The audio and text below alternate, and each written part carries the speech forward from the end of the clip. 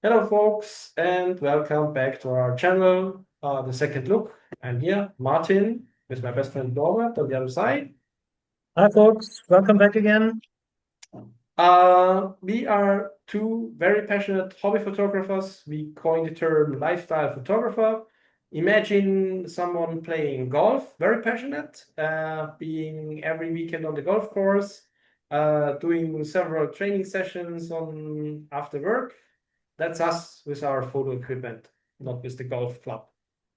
And in the last video that we uploaded, we were on site together, and Norbert is able to do photo bracketing and HDR compositions directly on his phone. I can't do that on my phone. I can do bracketing, so I can take 3, 5 pictures, how many ever I want, but I have to stitch them together within software on my computer.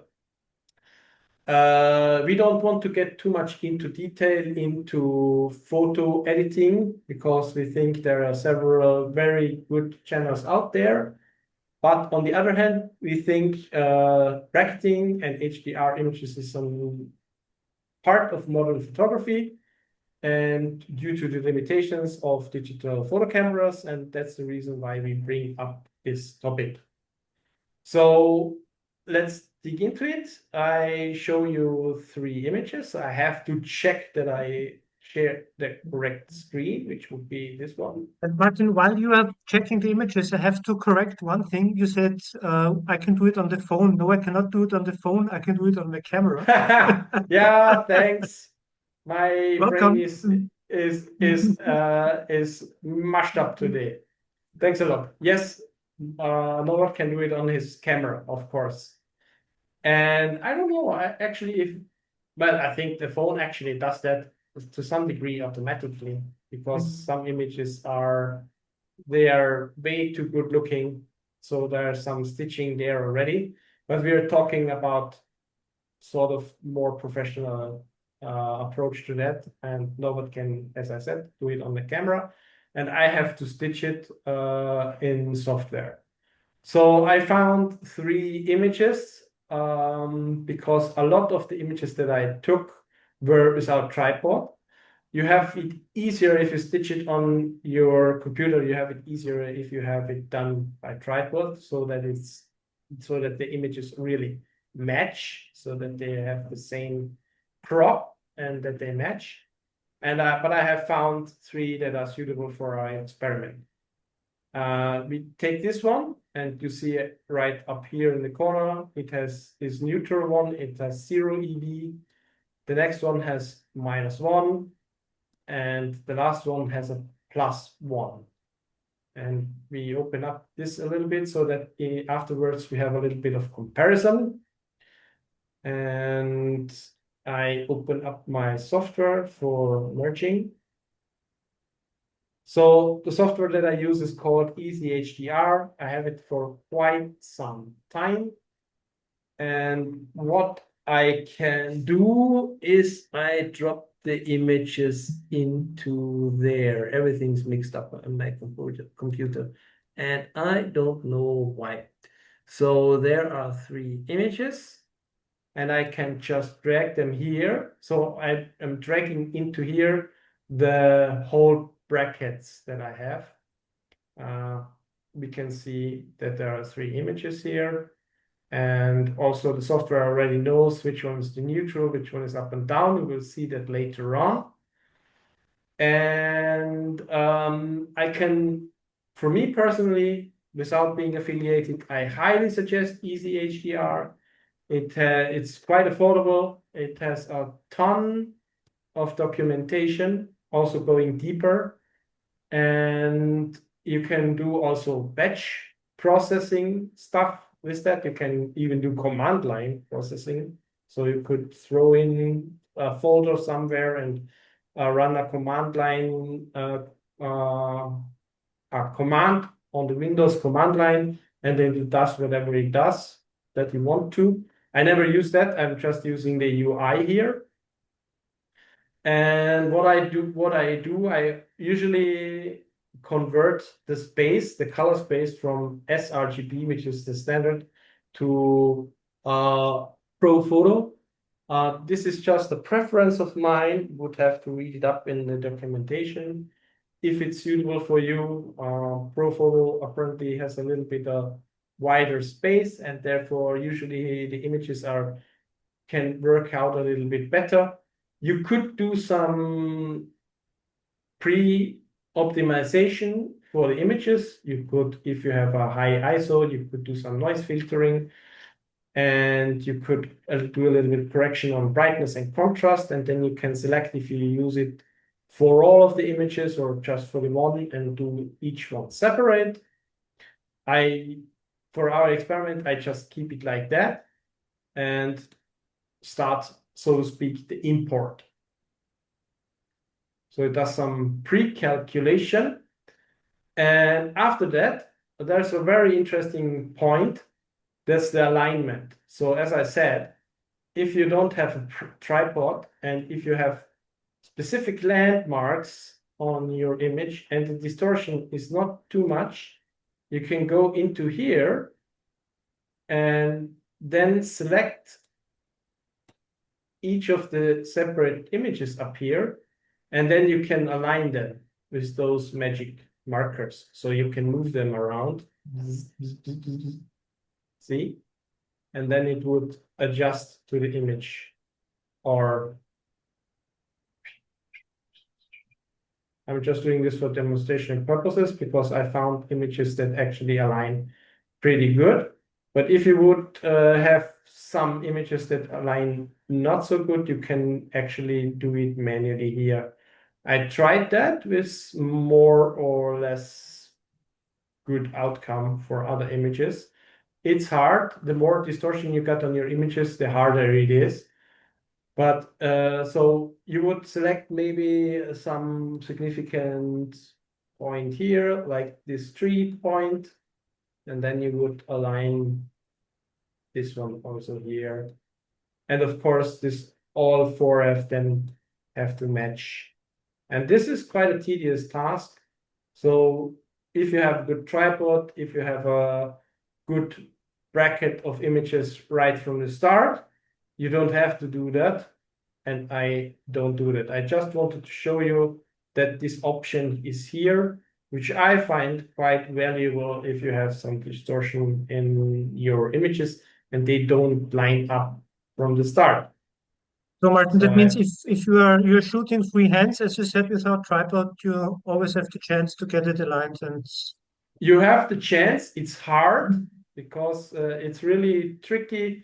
You have to try it out, but I also had some success for other images with that. But it's very tedious. I was sitting there maybe half an hour, maybe even up to an hour, because it was really distorted, and then you have some ghosting because the actual image is a little bit more squishy, but you have the chance to try it out if you want to. If you have a good image and you think, damn it, I want to get it done and I want to make the best out of it, there's at least a chance.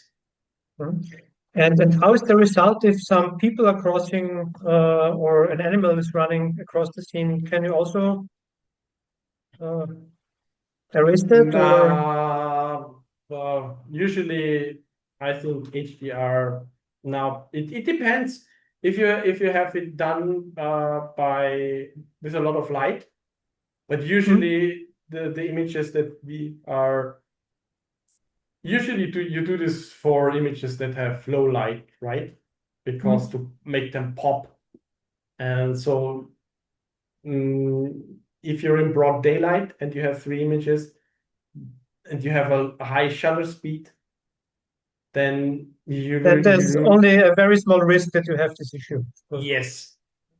I just wanted to point out that this opportunity is here, which I really, and it works. So you can get some reasonable result, but it's tedious. So I cancel here, cancel out here.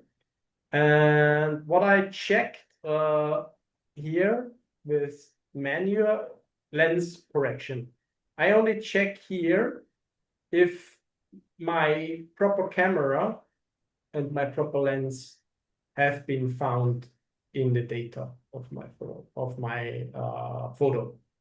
So it's done with my Pentax K70 with my Sigma 10 to 20 millimeters, which is good.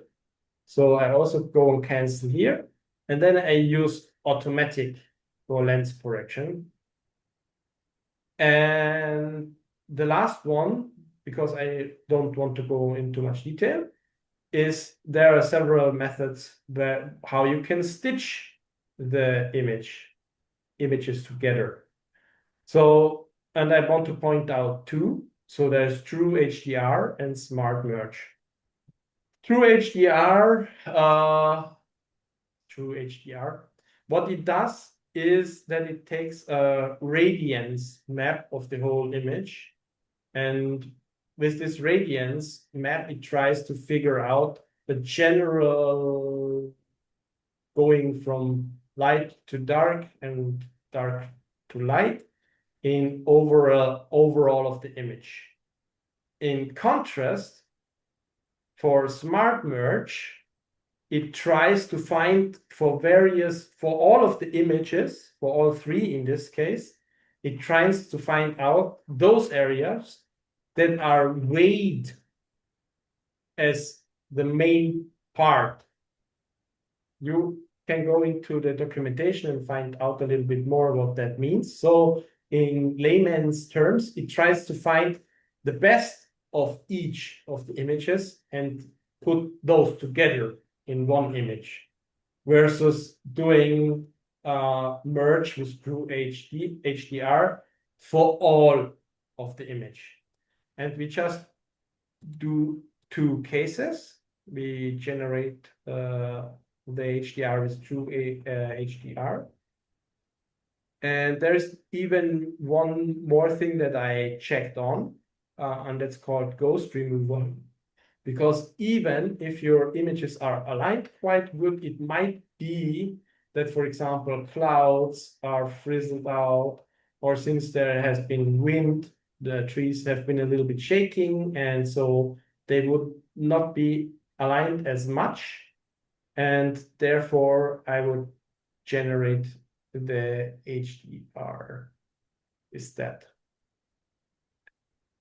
And so here we can still find where the software found some ghosting. So it's only in the clouds, which they are quite gray anyway. So I'm happy with that result. And then I say, yes, please do a merge. And then we have our True HDR image. Nice. And then you can still do some pre-processing, post-processing still over here. And you even have some fancy filters on the left-hand side, going black and white, Bazinga, or you have quite dramatic ones, or just enhancing. So in the end, it just plays with the curves and saturation, stuff like that.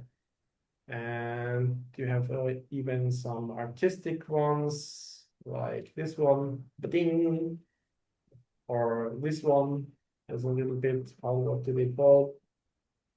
Spatial effect too. So you can do a lot of stuff and make your images pop. I just go for default so that we have something to really compare. I have to save this somewhere so that we then can, in the end, compare all three of them. So our original and the other ones. Suck. New folder.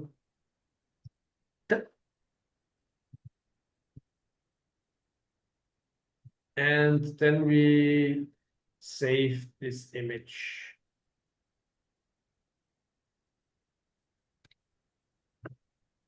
And what's the size of this image, roughly? That's just a PNG then. So Okay. Same for the same resolution, so it does not matter that much. Mm.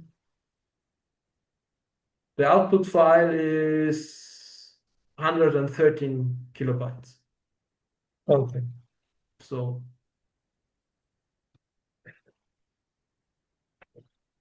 why did I end it till that?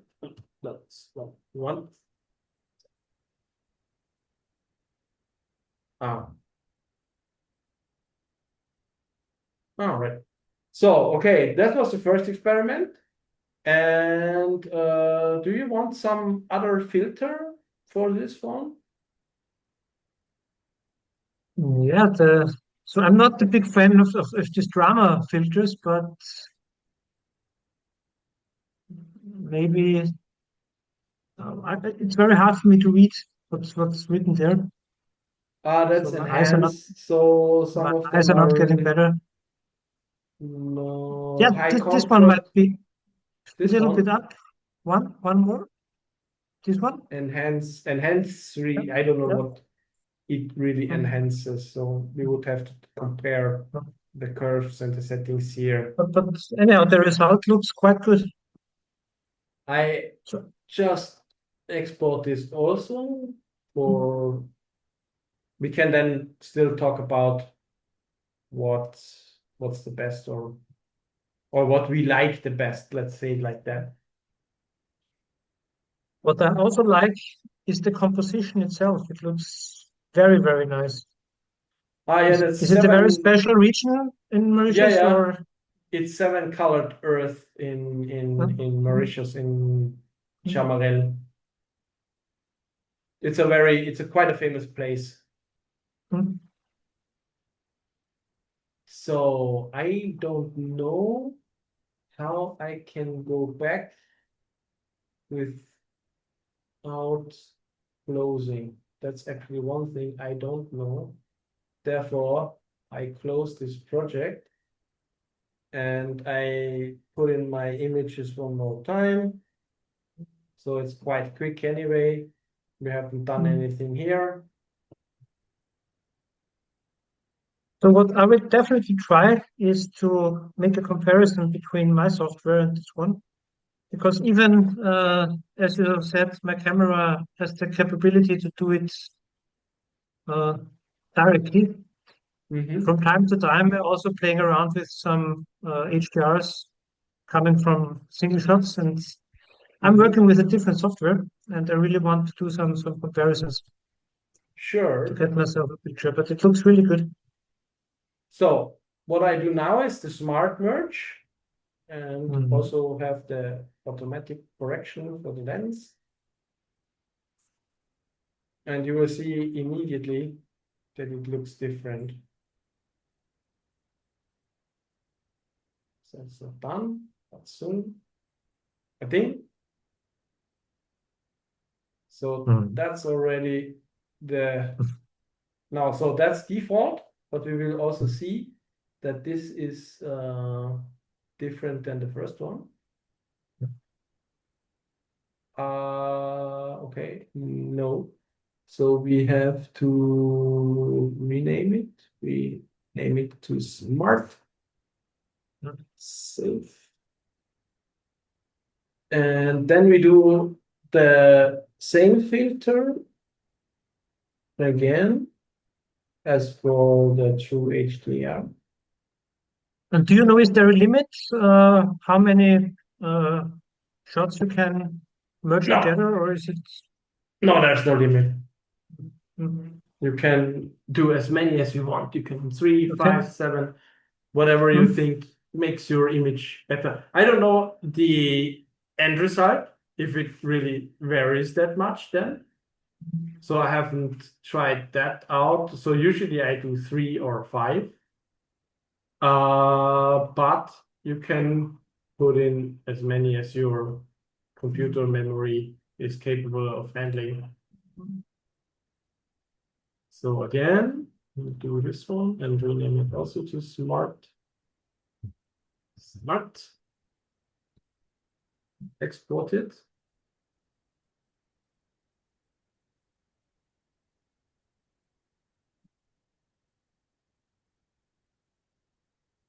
And then when it's finished exporting, Mhm. we go back to our original. And then I open up. So that's quite plain. Yeah. Oops. That's also plain. What happened here? I have seemingly exported the wrong file.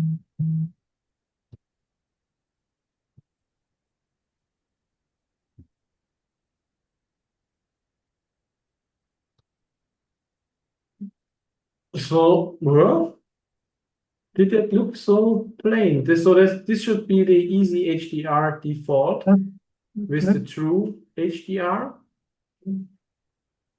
And this is the true HDR with the enhanced filter. So I don't think they're that much more exciting.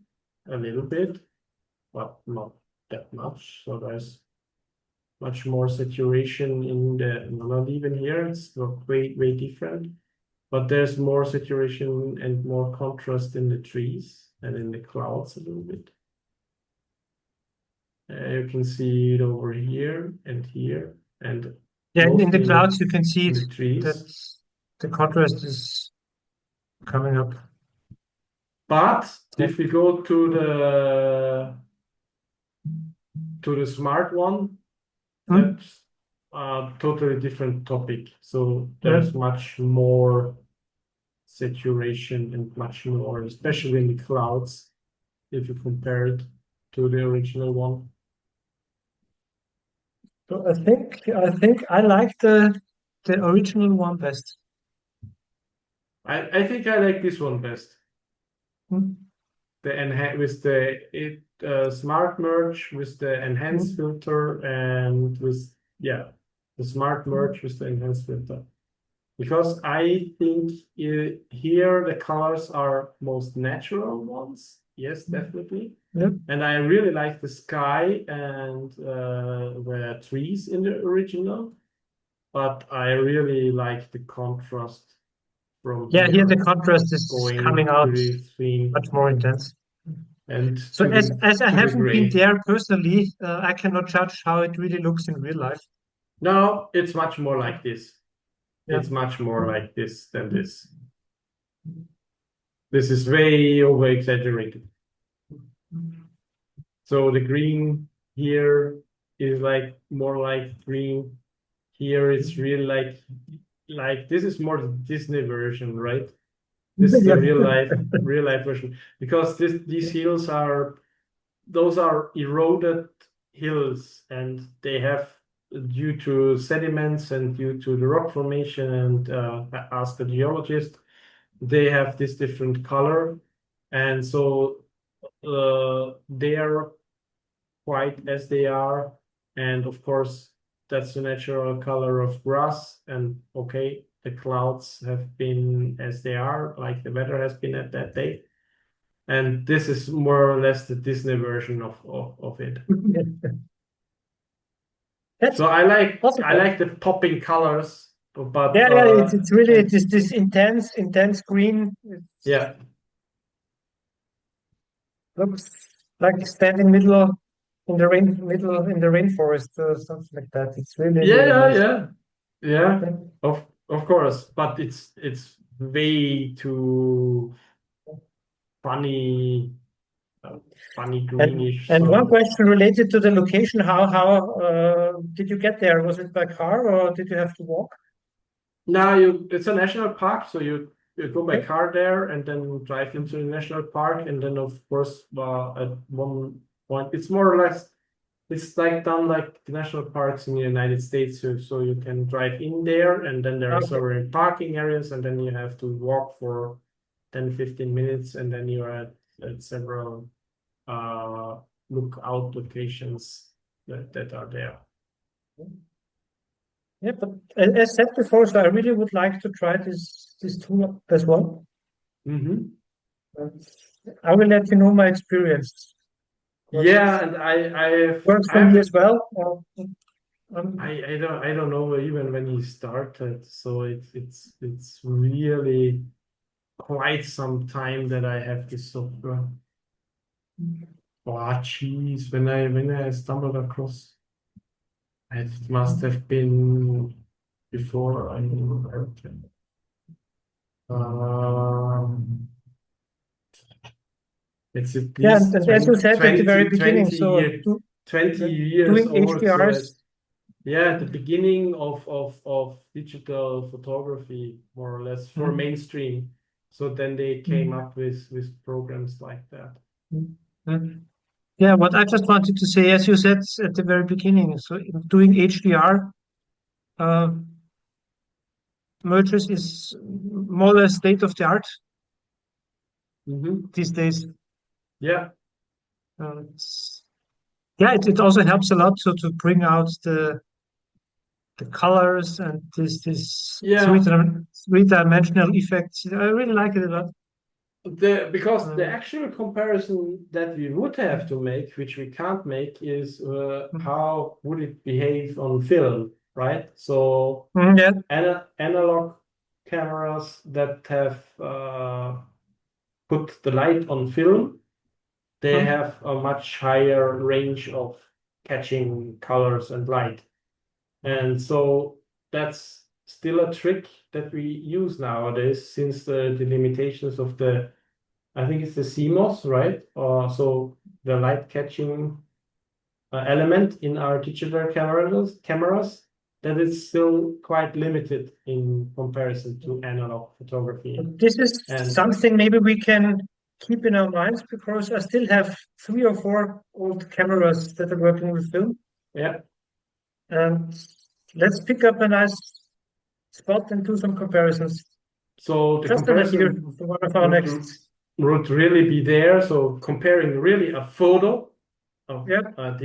not a printed out photo from digital, but Yeah. really a developed photo. Total. I, Yeah. I, I, I don't know if they even do this nowadays, that they, well, they develop it, but then they immediately scan it, most likely. I don't know if they are really give you a photo from a photographic process from where you have to work on the stuff on the film.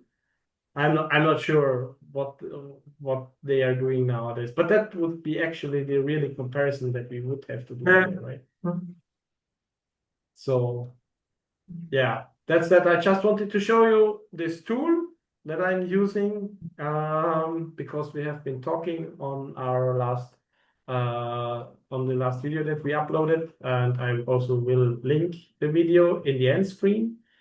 And so check that out. And in the meantime, that's from my side. Yeah, then thank you so much, Martin, for showing us this tool. Yeah, Martin took us behind the scenes of our creative process today, showing how, yeah, to select, edit, and transform multiple photos. In this case, it was 3 into a single HDR format. Yeah, so if some of you guys has several ideas, topics, is playing around with HDR software, and you have a different opinion, then please drop us a line, give us your comments. And if you want to show us your story, submit your best image, sunrise, wildlife, landscape, whatever, foods, drinks, whatever you want to do. Send it to us. You will find the upload link afterwards where you can submit your shots. And yeah, you can also follow us on Facebook for behind the scenes content. We are posting some photos there, giving comments, and we also would like to have your comments there. Yeah, so we'd love to hear from you. If you enjoyed this breakdown of the HDR approach, as said, drop a comment. If you like the video, give us a thumbs high, hit the bell so you will never miss one of our new episodes. And yeah, stay curious and creative until next time. And keep capturing, keep experimenting, and always remember sometimes the second look reveals the full story. Take care, guys. Yes, Until next time. Bye bye. see ya. Bye.